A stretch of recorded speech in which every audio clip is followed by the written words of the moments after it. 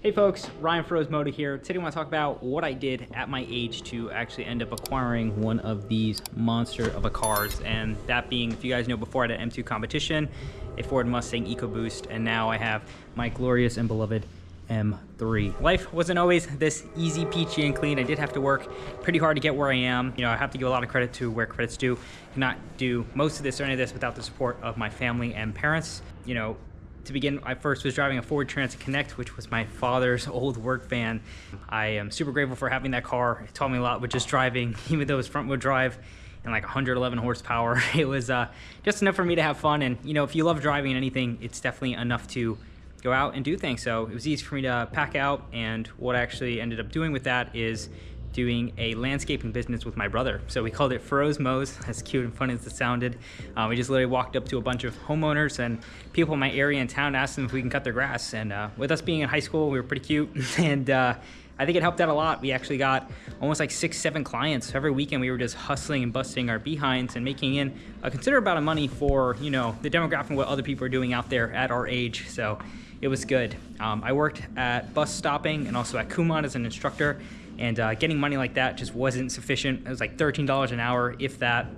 Busing was like $5 an hour plus tips. And I really thought down with my brother, and I was like, this is not what we want. This is not what life had in store for us. And I know many of you guys, as viewers as well, you know, you're kind of stuck in a rut and see what other people have. And we always say comparison is a thief of joy, but it definitely just spoke a fire up my behind to kind of give me some extra motivation and just kind of think outside the box of how other people are doing it and what's the best way for me to get into what I'm seeing online. And I think true wealth is something that's super hard to come by. Even me, as much as you see all the flashy stuff and everything, I'm really trying to be considerate and responsible with my money.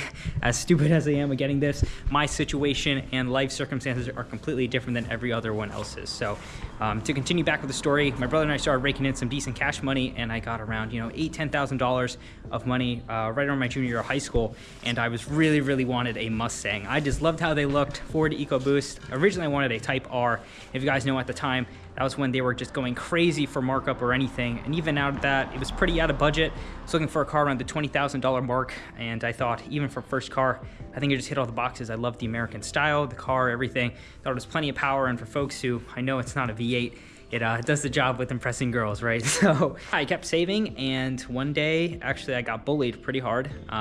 It wasn't, I want to say just one day, but I kept getting called YouTube's not going to like the word, but a person that's not good who drives vans. So as you guys know, I kind of fit into that stereotype of what it was and felt really insecure about it, and I wasn't really happy since this is all I had. And with the town I was from, a lot of folks were getting, you know, BMWs, Mercedes, kind of like hand-me-downs from their parents and other cars that are 4 or 5 times the amount of money that I was raking in. So I was definitely, you know, first world problems, me having a car. Like I said, now so grateful, but at the time it just was super easy to pick on me. And I complained and cried, and I had a conversation with my family, and thankfully they decided to work something out with me to give me a loan to get the car and not have to deal with, you know, going out through the whole banking and interest process. So I know it's not something that everyone has the luxury to do.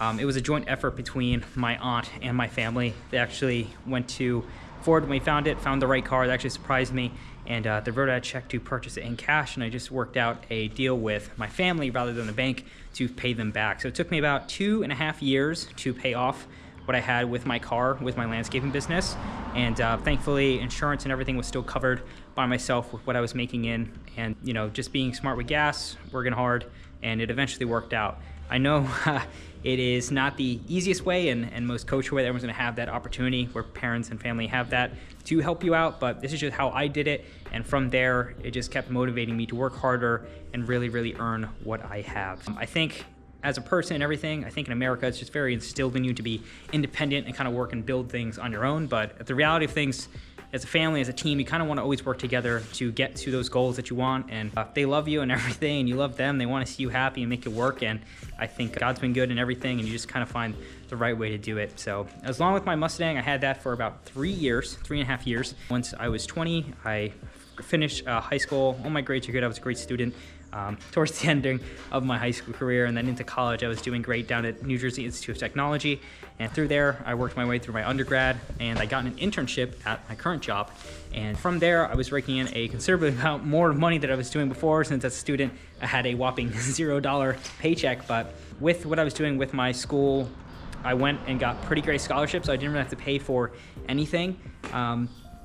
It helped out a lot with just having to deal with that debt, and thankfully, again, my parents helped me out with covering my tuition and everything if I kept up with my academic performance. And I did a great job. I stuck to that agreement and everything, and they helped me out with that. So I think having pretty much no debt is kind of a superpower, especially in this day and age where people are struggling so hard to kind of get out of the clutches of debt. And like I said, it's such a privilege.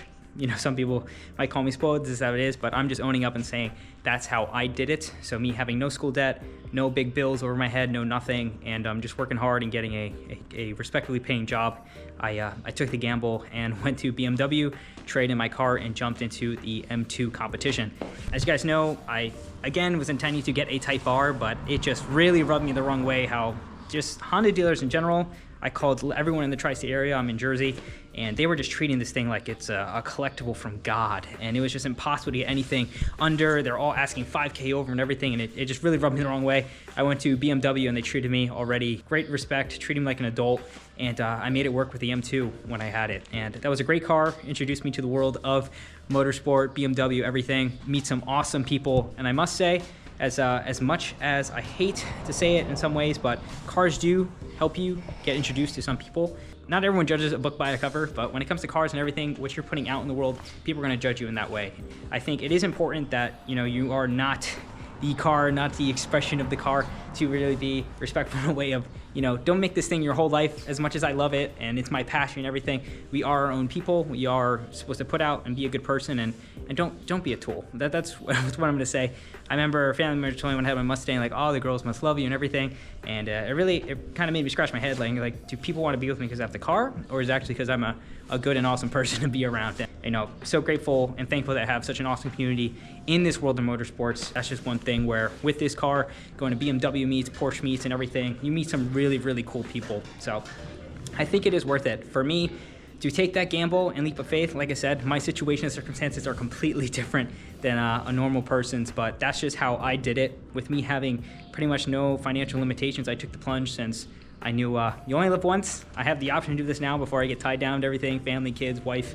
So I did it, and I'm pretty happy now. I've been paid off of the car for a while, so it's just me enjoying it. And I think that's one thing too that I think a lot of people get into their heads, that they see so much what other people have, and it's kind of fake in some ways. I know, especially with these cars, so many people are leasing them, buying them, don't have a pot to piss in, but you know, they're just showing off, doing everything, and that's just not wealth. That's just being reckless with your money, being stupid. Like I said, I didn't need a car of this caliber, I didn't need this specific car or anything at all, but for my circumstances, everything I wanted and the lifestyle that I've been having, this has been the perfect one-car solution for me, and I don't regret a thing. Like I said, there's nothing that's putting me in a financial stake, risk, or issues. I was very responsible with it. I didn't monitor anything until it was paid off. I've been talking to so many guys who are dropping $10,000, $15,000 on these cars, and they haven't even paid their first bank note on them. So, you know, this is a big decision. It's a somewhat, in some ways, you could argue, a stupid decision. But for me, I think everyone has their hobby, everyone has their passions, and this was mine. And something that I put a lot of thought and effort into, and thankfully it has all worked out for me so far. So if you guys are in these shoes, I just want to say and recommend that, you know, just have to work hard.